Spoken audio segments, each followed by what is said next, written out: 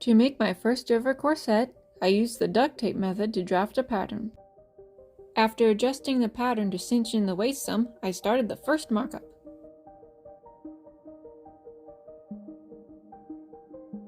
The central points of measurement that I will be working off of are the 1-inch waist notches. This overbust corset is actually for my sister as the first garment of a very special dress. I sewed together these pieces starting from those notches. I did a second mock-up off-screen to get the fit just right. This corset is made up of 12 pieces, 4 layers thick. The first 2 are made of cotton and satin. I flatlined those to keep the satin in place. The next 2 layers are a stiff tulle and a soft knit, flatlined as well. And yes, cutting, flatlining, and trimming all 48 pieces took forever. Now sew the outer layer pieces together, then the inner.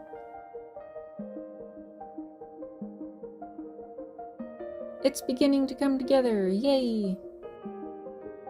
On the lining layer, sew a waist tape of ribbon in between the notches. This helps prevent any stretching along the waist. To create the lacing loops, sew a thin tube out of satin. Stitch a guideline down an inch-wide strip that was cut to align with the sides of the corset. Attach those loops every 1.5 inches. Fold along the guideline and secure together.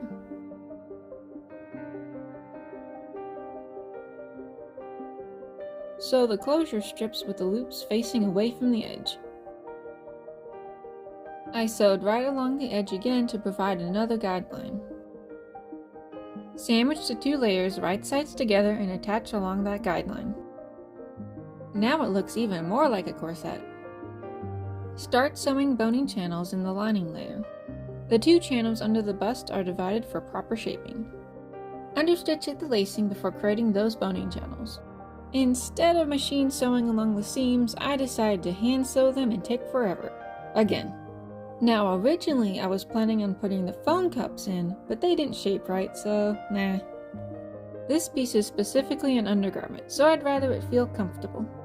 For the top and bottom binding, I cut out 2 strips, each of cotton and satin. After sewing and trimming, I pulled the strip through a bias tape maker while ironing. I also made an angle to match the neckline curve. After measuring equal distances from the waist, I sewed the top of the corset. I then made a 1/4 inch guide alongside it. Unfortunately, I didn't order enough corset boning, so I bought some large zip size too. Cut the boning to size, making sure to leave room not to break a needle. I trimmed down the top and sewed the binding on one side.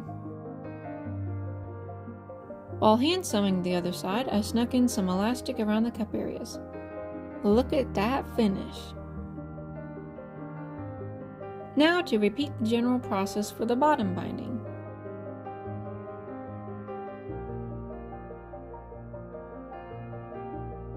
The corset is finally ready for the lacing. I used a 3-meter roll of narrow white ribbon. Here is the final result. It's so shiny and elegant.